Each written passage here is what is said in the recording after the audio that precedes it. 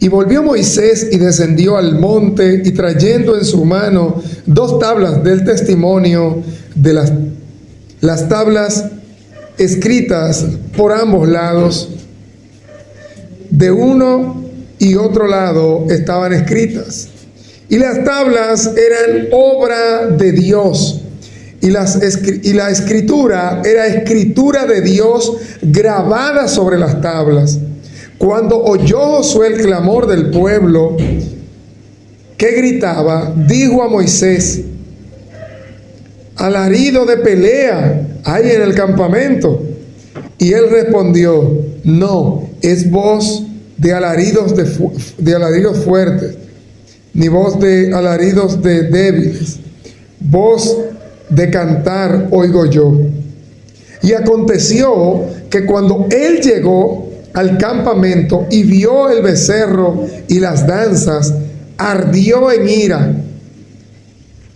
Ardió la ira de Moisés y arrojó las tablas de sus manos y las quebró al pie del monte. Padre, gracias por tu palabra, en el nombre de Jesús. Amén y amén. Yo quiero tratar con ustedes, o más bien hablar con ustedes sobre un tratado que escribí hace unos días para reflexionar, y que especialmente quiero que usted lo acoja como una reflexión profunda, como parte de este cuerpo que es la Iglesia de Cristo. Y yo hace días estuve tratando, incluso lo compartí, este tratado en audio y en texto, porque entiendo que es algo útil no solo para nosotros, sino para todo el que se exponga a él. Y como iglesia creciente, amén, ¿alguien dice amén? Amén. Debemos considerar estos principios que hemos considerado en este análisis. Yo le puse a este tratado como tema las consecuencias de la irresponsabilidad ministerial. Y yo no quiero que usted tenga en cuenta solamente irresponsabilidad ministerial cuando se trata de el sacerdote de la casa, del ministro o del siervo que Dios escogió para dirigir, sino que todos tenemos responsabilidades ministeriales, ya que nosotros hemos sido llamados para el servicio, y eso es finalmente un ministro. Lo primero que vemos aquí, Aarón, sumo sacerdote, es el primer punto de este tema, consecuencias de las responsabilidades ministeriales. Moisés escoge a su hermano Aarón para ser sumo sacerdote con la aprobación de Dios. ¿Alguien sabe esto? Moisés sube al Sinaí para recibir el estatuto de Dios, pero mientras Moisés cumplía con su asignación, Aarón, en cambio, no lo hizo. Su negligencia dio lugar a un debacle espiritual en pocos días que Moisés duró en la montaña.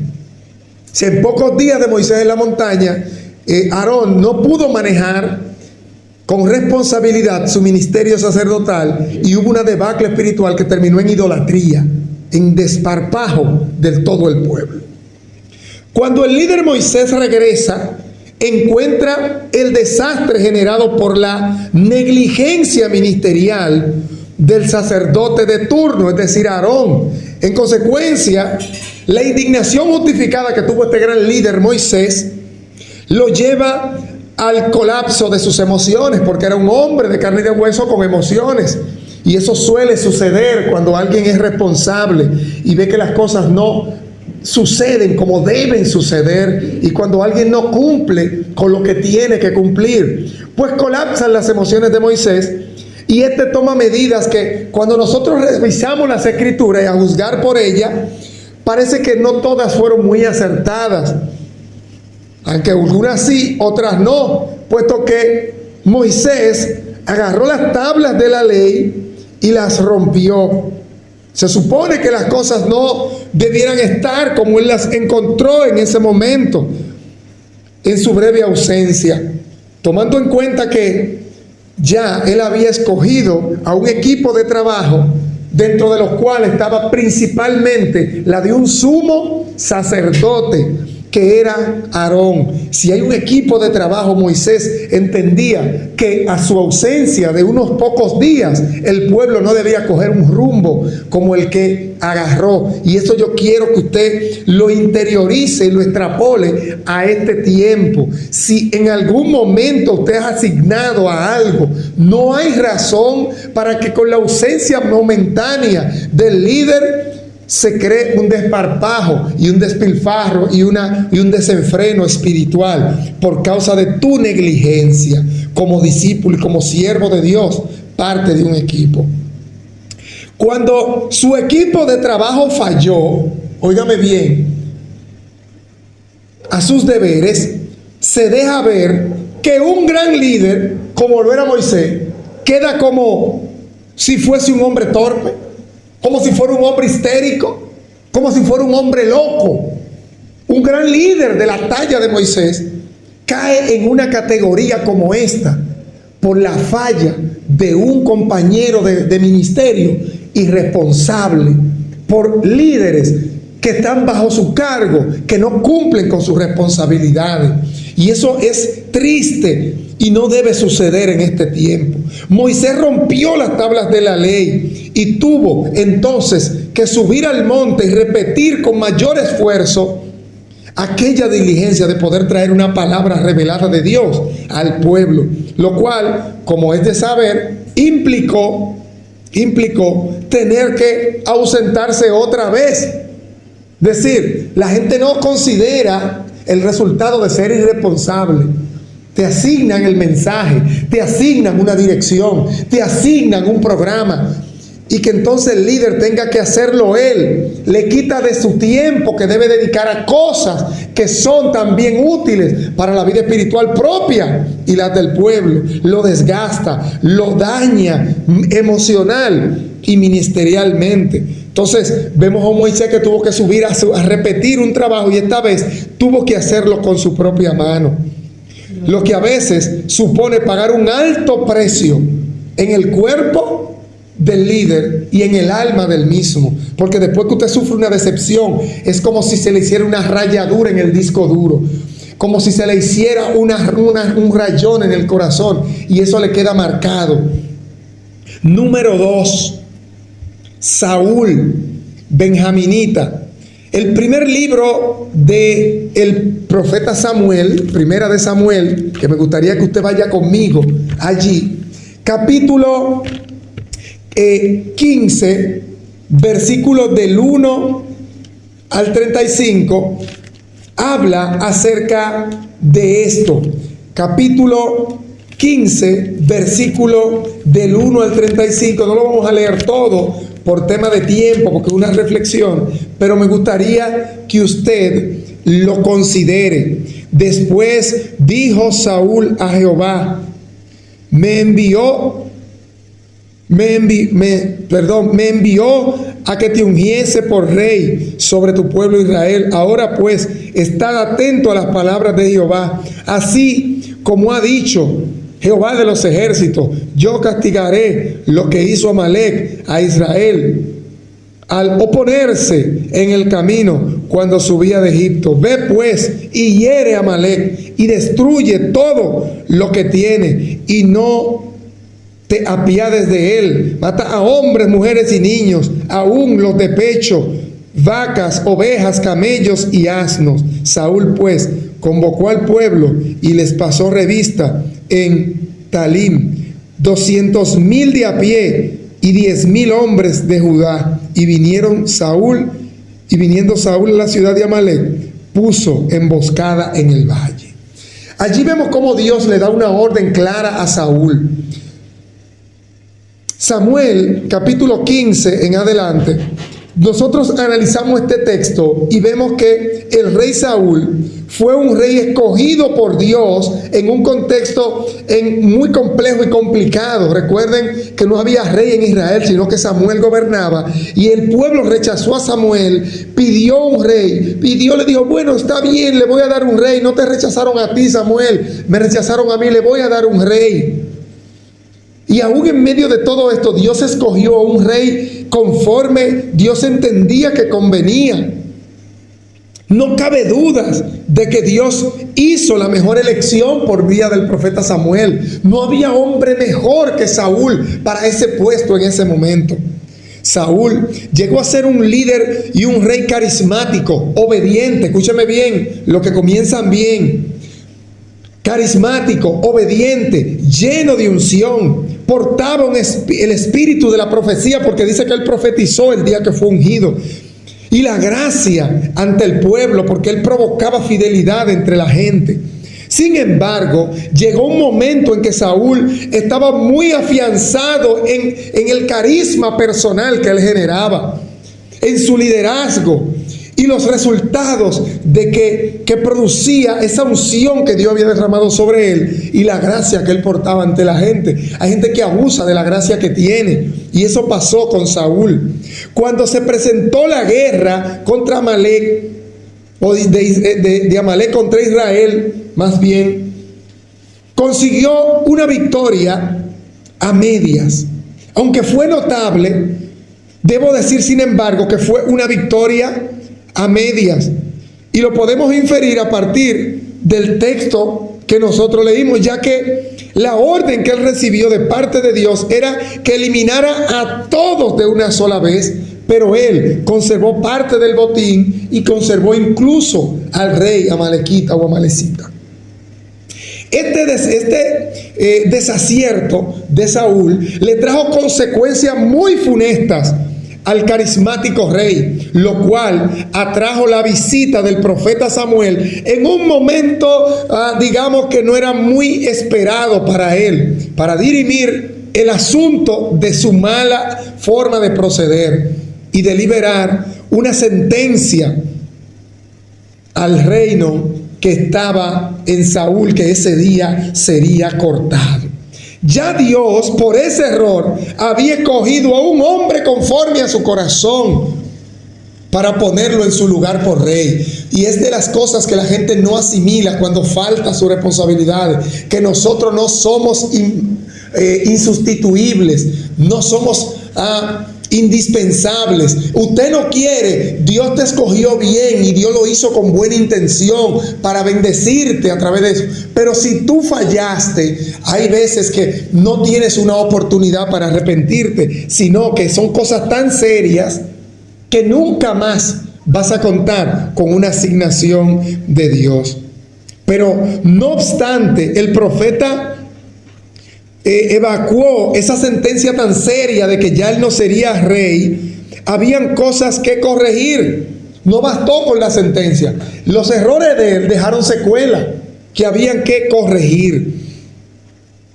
Claro, aunque eran responsabilidad de Saúl corregir ese problema, ya un rey desechado, desmoralizado y deprimido ya no estaba a la altura de esa situación. El profeta Samuel, en su indignación y en vista de una conducta negligente de parte de ese rey de turno, toma él mismo la vida del rey amalecita, lo que no parece corresponderse con una figura consagrada y santa de un hombre como lo era Samuel. Y este halló una solución de forma forzada a causa de alguien que no cumplió con su asignación. Eso es duro, cuando alguien que te puso, tú tienes que tomar él mismo las cosas, las riendas de nuevo, porque tú no pudiste resolver. Escuche bien y póngame atención a lo que le estoy hablando en esta hora. Además, es pertinente destacar que la conducta del desechado rey no mejoró ni siquiera un poco en procura de una segunda oportunidad cuando se presentó el desafío con los filisteos. Esta nación presentó un paladín llamado Goliat que avergonzaba a Israel con insultos y les decía muchísimas cosas horribles a su ejército. Pues el rey Saúl, nervioso por las amenazas de los filisteos y de Goliat, atemorizado por la pérdida de popularidad del pueblo, porque ya al perder la gracia perdió popularidad, y depresivo por la descalificación divina, y angustiado por la incertidumbre de los pocos días que le quedaban en el reino, ya no le quedaba valor. El valor se le fue, ni siquiera a los tobillos, lo perdió. Perdió el aliento, no tenía ni juicio ni aliento para pensar en una estrategia militar o para enfrentar al enemigo. En cambio, él se quejó contra sus propios hombres, sus soldados, de que ninguno tenía valor para ir a enfrentar a Goliat. Él se empezó a quejar de que otros no podían hacer algo que debió hacer él. Ninguno estaba dispuesto a terminar con esa afrenta filistea. El rey se quejaba de que nadie hacía lo que era responsabilidad suya. Y una paradoja muy triste. Es un asunto muy patético el cuadro. Saúl tuvo la osadía de poner en manos de un niño la encomienda de reivindicar a Israel de la vergüenza, ya que apareció David en el escenario diciendo que quién era ese filisteo. Un niño no se supone que esté involucrado en el fuego de la guerra, y mucho menos en un plan para quitarle la vida a alguien. Sin embargo, la negligencia de un líder pusilánime, cobarde y descuidado tuvo que, mejor dicho, hizo que este niño tuviera que asumir la defensa de su nación. Solo confiando en el Dios de Israel.